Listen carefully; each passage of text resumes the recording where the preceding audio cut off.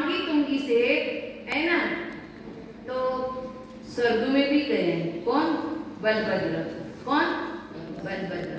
लेकिन बलभद्र और नारायण जो होते हैं भाई भाई होते हैं, लेकिन माताएं अलग अलग होती है। जैसा बलभद्र की माता की नाम रोहिणी थी, क्या थी? और श्री कृष्ण की माता की नाम देवकी थी, लेकिन उसके पिता वसुदेव थे। कौन थे? उसके पिता वसुदेव थे। और उसी के अनुसार नारायण और बलभद्र जो है एक ही माता के एक ही पिता से जन्मे हुए होते हैं, लेकिन माताएं अलग अलग होती हैं। लेकिन बलभद्र जो होते हैं वो नियम से क्षायिक संवेग दृष्टि होते हैं। क्या होते हैं? क्षायिक संवेग दृष्टि होते हैं। और वैसे ही ये बलभद्र भी जो होते हैं ना, क्षायिक संवेग दृष्टि थे। राम भी क्षायिक संवेग दृष्टि थे। लेकिन जब अपने भाइयों का जो मरण होता है, मरण होने के बाद अपने भाइयों का मरण का वो लोग स्वीकार नहीं करते हैं, अपने गड्ढे में ला करके जो है 6 महीना तक घूमते हैं। कितने दिन तक? क्योंकि अप्रत्यज्ञान वर्ण कषाय का समय कितने हैं? 6 महीना है। 6 महीना से 1 मिनट भी जो है आगे तक वो नहीं घूमते हैं। लेकिन पहले बहुत से लोगों ने समझा करके थक गए थे, लेकिन अंत में जब 6 महीना पूर्ण होने को आया, उस समय स्वर्ग में रहने वाले कोई भी देव आकर के जब इसको संबोधते हैं, जिस प्रकार राम के लिए कृतांत वक्र जो सेनापति था, उसके जीव ने आकर के उसको समझाया था। उसके बाद उन्होंने जो है लक्ष्मण का अंतिम संस्कार किया। और वैसे ही बलभद्र के लिए भी कोई देव आया और उनको समझाया, संबोधा। हाँ, वही तो। और उस समय जो है बलभद्र ने कृष्ण का अंतिम संस्कार करके फिर उसके बाद में अपने स्थान पर गए। और उसके बाद में उनके जो भाई है ना, कौन कौन? नहीं, बलराम तो है ही। श्री कृष्ण तो मोक्ष चले गए, लेकिन बलराम के जो भाई वसुदेव से जो उत्पन्न हुआ था, वो जरा रानी से उत्पन्न हुआ जो जरद कुमार जो था, उनको फिर जो है वहां का राजा बनाता है। कौन? बलभद्र। फिर बाद में जो है वो दीक्षा, उनके जो भाई था जरा रानी जो थी ना वसुदेव की, मैंने वहीं की जो जगह था ना द्वारका, वहीं के राजा बनाया। फिर उसके बाद में उन्होंने जाकर के दीक्षा ले ली।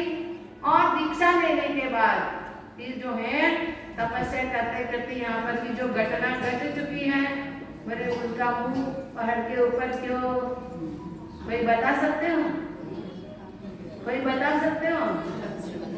हाँ, मैंने उसका कारण ये था, जो भी चलाका पुरुष हो अथवा महापुरुष होते हैं, वो एकदम सुंदर होते हैं ना।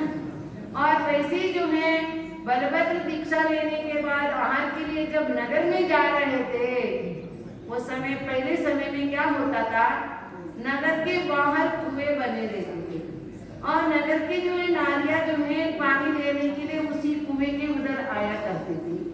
तब उस समय कहीं यहाँ को जाते समय तो उन महिलाओं ने, वो एक महिला ने जो है उन महाराज जी को देखते देखते, उनके सुंदर रूपों को देखते देखते उन्होंने जो है गड़ा में जो रस्सी बांधना था, लेकिन उसने किसको बांधा?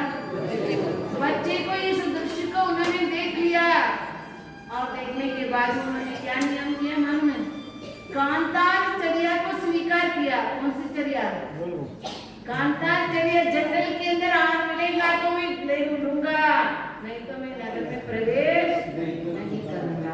अभी आप लोगों को सब थोड़ा थोड़ा तो मालूम है ही, इसलिए जो है अपने को ये मनुष्य पर्याय की प्राप्ति होने के बाद अपने अंदर की जो कषाय है, वो कषाय अपने को दुर्गति में लेके जाने वाले हैं।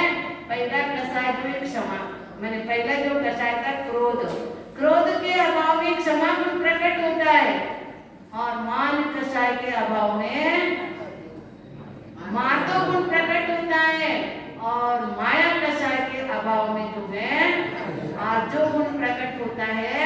उसी प्रकार आपने को इसका स्वरूप केवल 10 दिन के लिए नहीं होना, क्या है 10 दिन में अब यहाँ आ गए और घर के झंझट वगैरह छूट गया है और इधर एकदम सरल रहेंगे, सीधे रहेंगे।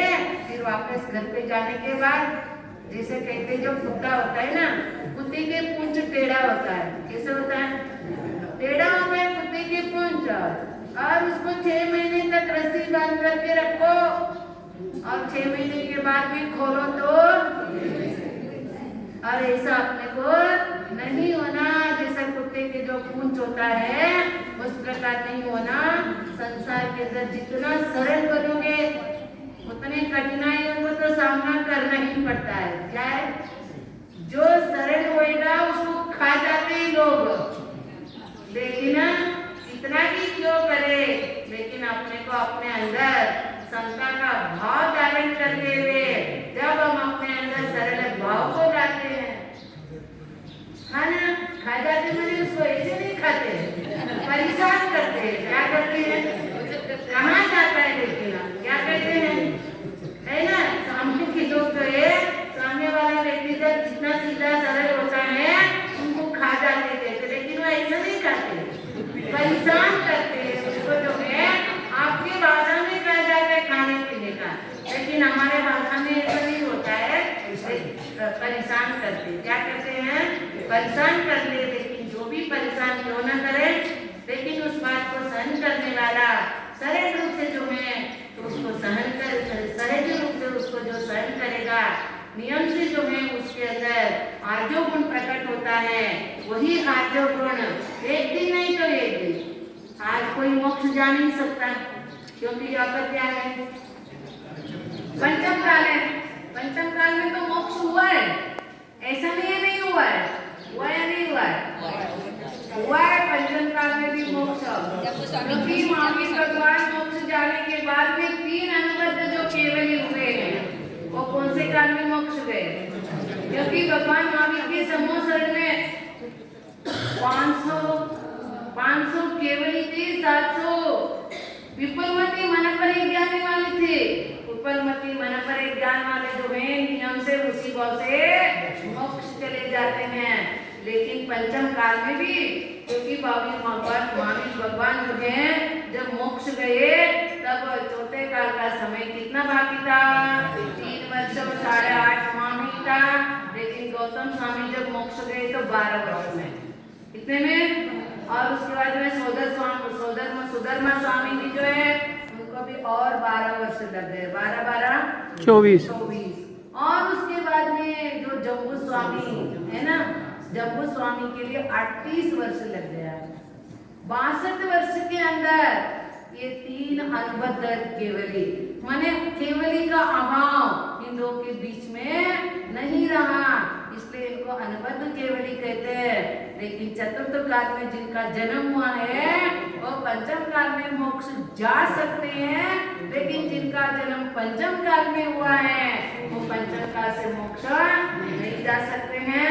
कोई बात नहीं है, अपने लोग महावीर भगवान के नजदीक में है, कहाँ ज्यादा दूरी पे नहीं है, नजदीक में है। लेकिन तो भी जो है अपने को जितना सरल बनोगे, जितने आर्जो धर्म का पालन करोगे, वही आर्जो धर्म एक दिन नहीं तो अपने लिए एक दिन अपने को मुक्ति के लिए कारण बन जाता है। बोलिए पंच परमेश्वरी भगवान की जय।